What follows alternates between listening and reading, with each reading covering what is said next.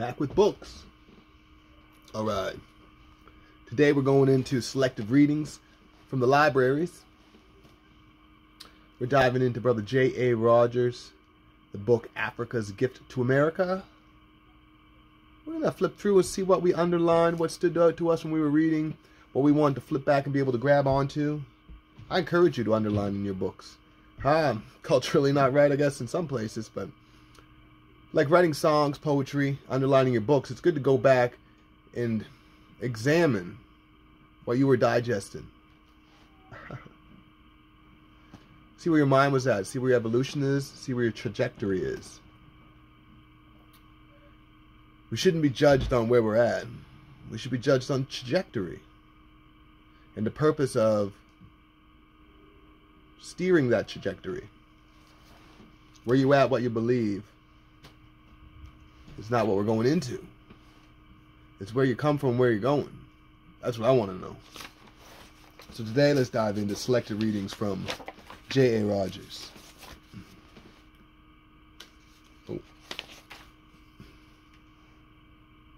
Now this is precisely the sort of thing that has been done to the popular history of the white people of the United States to the detriment of the Negro.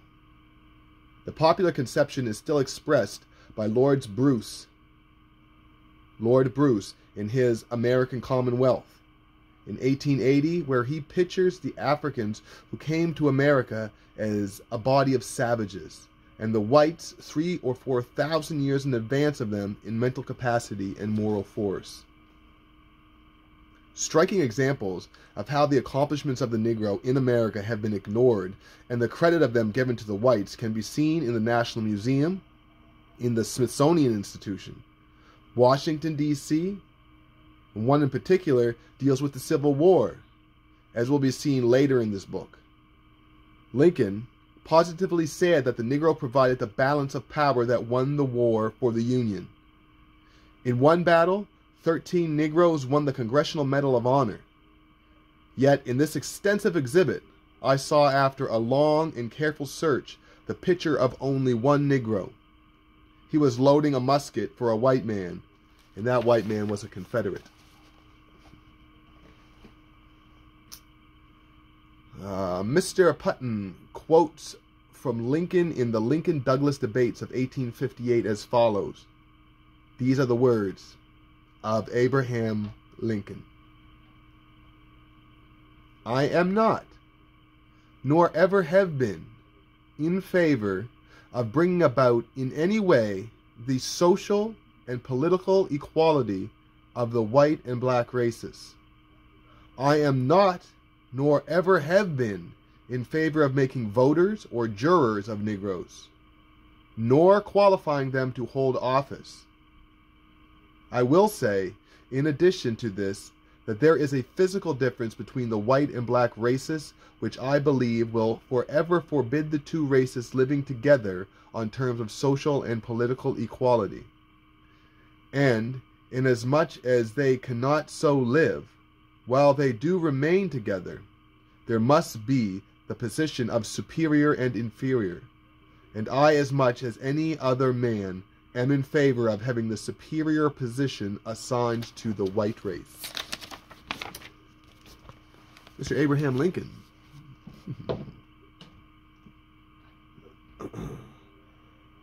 Strongly support Charles Darwin's prophecy that Africa would prove to have been the birthplace of mankind. Professor Leakey has since discovered a still older skull, considerably more than 600,000 years old. With it were other human relics, one of them a child. Dr. Churchward asserts that Freemasonry originated among the Neolithic Negroes and found its grand climax in the Great Pyramid.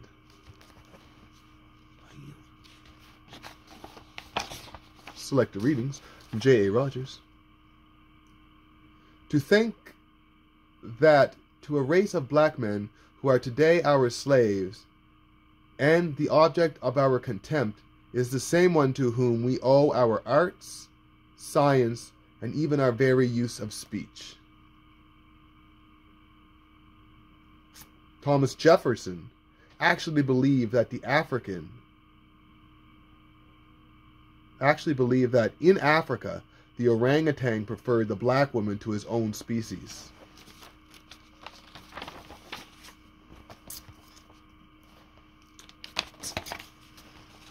Thomas Jefferson, Abe Lincoln.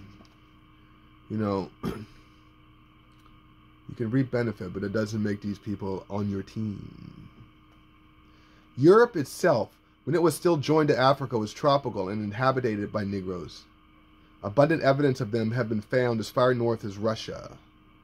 About 500 AD or earlier,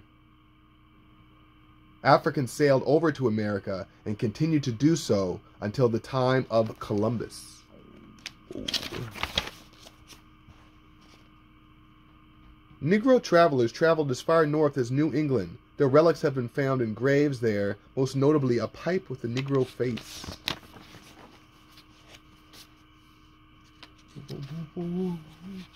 You have tuned into the Black Rose Nation. This is Baba Shabazz, and we're reading through a book a day through Black History Month to see what we underlined, what we circled, and what stood out to us. As we flip back through these, how does it grab your mind? How does it grab your attention? And how does it steer what you want to dive into, read, pay attention to, or question? The Spaniards considered Indians just one step above beast, finding them unwilling laborers. They massacred them and fed them to their dogs. They even sent Indians to be sold in Europe. Columbus himself took 400 of them for sale in 1498. Connecticut whites massacred the Pequot Nation. Infants were torn from their mothers' breasts and hacked to pieces. The heads of parents were chopped off and kicked about in the streets. Governor Bradford wrote, "It was a fearful sight to see them frying in the fire and the streams of blood quenching the same, and terrible was the stink and stench thereof. But the victory seemed a sweet sacrifice, and they, the whites, gave praise therefore to God." Less than a century and a half after Columbus, the Indians were virtually extinct in such older colonies as Santo Domingo, Cuba, and Jamaica.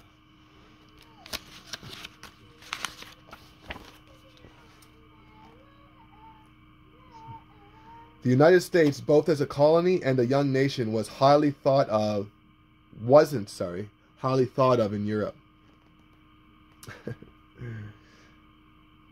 Americans represent the most varied specimen of the races of old Europe, of whom the least possible can be expected. Europe's opinion of America. The mixture of all these degenerate types gives and will continue to give birth to a new ethnic confusion. These mixtures have, in them, nothing good. Italian, French, Anglo-Saxon will amalgamate in the southern states with the Indian, Negro, Spaniard, and Portuguese, already there. From such a mixture, one can imagine nothing but horrible racial results. Nothing but an incoherent juxtaposition of the most degenerate beings. Sidney Smith, celebrated writer and wit, asked in 1820, "In the 4 quarters of the globe, who reads an American book, or who goes to American play, or who looks at an American picture or statue? What does the world yet owe to America, physician or surgeons? What new substance have the chemists discovered, or that the old ones they have analyzed? What new constellations have been discovered by the telescopes of America? What have they done in mathematics? Who drinks out of American glasses? Who eats from American plates, or sleeps on American blankets?" But less than a century after that, America was not only doing all of it, what it said it couldn't, but had taken the lead of all the nations on earth. The molasses trade is the most, if not the only viable one of New England. In 1776, Washington sent one of his slaves, Tom, by a ship captain to be exchanged for molasses. Why molasses? Molasses meant rum. Why rum? Rum was exchanged for Africans. Nations fought one another on the high seas to seize their cargo of Africans. The Dutch counted heavily on such captures for their colonies in New Netherland or New York. John Wesley, father of the Methodism and a great opponent of slavery, had said, "The slave trade is an execrable sum of all villainies."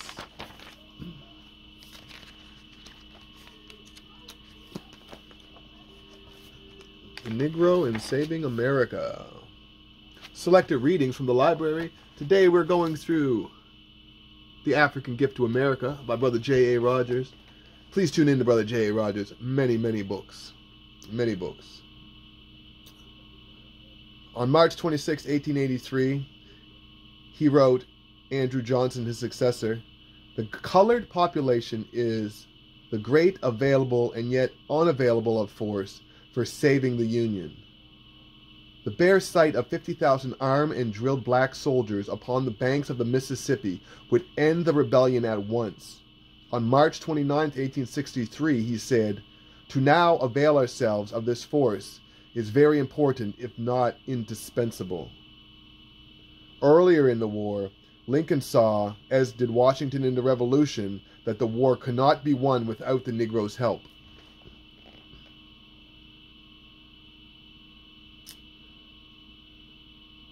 News came that the Confederates were marching on the White House.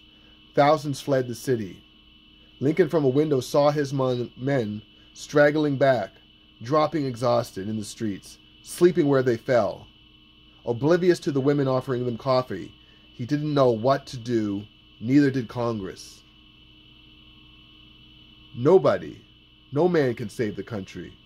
Our men are not good soldiers. They brag, but they do not perform. So short-lived has been the American Union. The men who saw its rise may now see its fall. Midsummer 1862, things had gone from bad to worse, until I felt we had reached the end of our rope on the plan of operation we had been pursuing, that we had about played our last card and must change our tactics or lose the game. I now determined upon the adoption of the emancipation policy.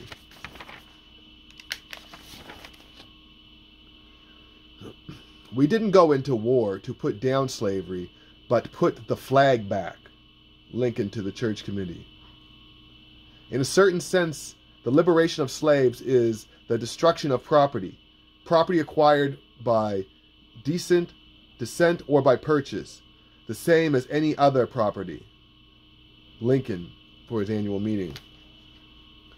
Lincoln finally realized the decisive value of black manpower. When it comes to this, forget about color, he said. It is not a question of sentiment or taste, but one of physical force, which may be measured or estimated as horsepower and steam power are measured and estimated, he said. So great was the advantage of this black manpower in the South that with only 6 million whites, it was beating the North with its 20 million whites. In the presidential campaign of 1860, all four parties were for slavery to the greater or less degree. Lincoln was for the South keeping its slaves, but opposed the extension of slavery into the territories like Kansas or Nebraska. These, he said, are places for poor people to go to and better their condition. They were indeed the only refuge of the poor whites of the slave states, who were, on the whole, worse off than a slave with a kind master.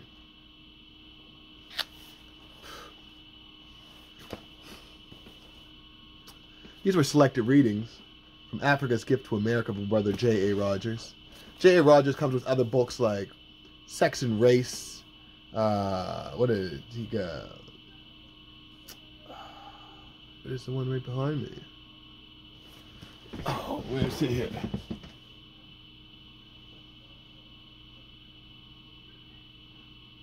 What's he got? Let's just go up here. We're just gonna go into the books here and see. Well, right. Sex and Race, Great Men of Color, Africa's 100 Amazing Facts About the Negro, From Superman to Man, The Man, The man's got books. Oh no, that's Van Sertima. Great Men of Color. Where's Great Men of Color? Great Men of Color. Wham, wham, wham. World's Great Men of Color. Right. There we go. There we go. All over the place. Maybe we'll flip through this one later. My brother J.A. Rogers is a must read, is a must understand for understanding where we're at in the lost found wilderness of North America.